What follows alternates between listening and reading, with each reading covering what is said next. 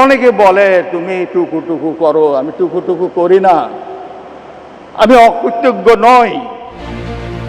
৫ই আগস্টের পট পরিবর্তন ও সাবেক প্রধানমন্ত্রীর পদত্যাগ বিষয়ে রাষ্ট্রপতি মোহাম্মদ শাহাবুদ্দিনের সাম্প্রতিক এক সাক্ষাৎকারকে কেন্দ্র করে দেশজুড়ে নতুন করে আলোচনার ঝড় উঠেছে।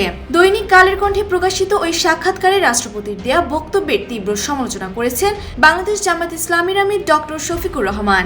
মঙ্গলবার নিজের ভেরিফাইড ফেসবুক অ্যাকাউন্টে দেয়া এক পোস্টে তিনি রাষ্ট্রপতির বর্তমান অবস্থানের নৈতিকতা ও সত্যতা নিয়ে প্রশ্ন তোলেন।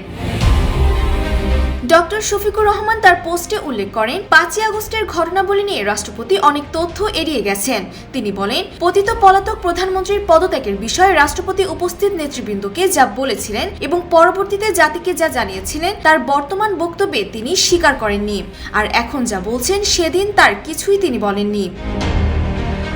জামাত আমির আরও বলেন, ৫ই আগস্ট পরবর্তী সময়ে জাতির সামনে রাষ্ট্রপতির বক্তব্য ছিল একরকম, আর এখনকার অবস্থান সম্পূর্ণ ভিন্ন।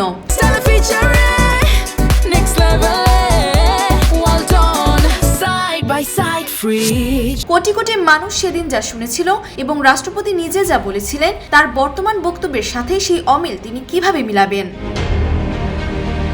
পোস্টের শেষাংশে জামাত আমির কঠোরভাবে বলেন, দেশের মানুষ বাস্তবতা বোঝে এবং জাতি অবুঝ নয়। রাষ্ট্রের সর্বোচ্চ সাংবিধানিক পদ থেকে এ ধরনের পরস্পর বিরোধী আচরণ কোনোভাবেই গ্রহণযোগ্য হতে পারে না বলে মন্তব্য করেন তিনি।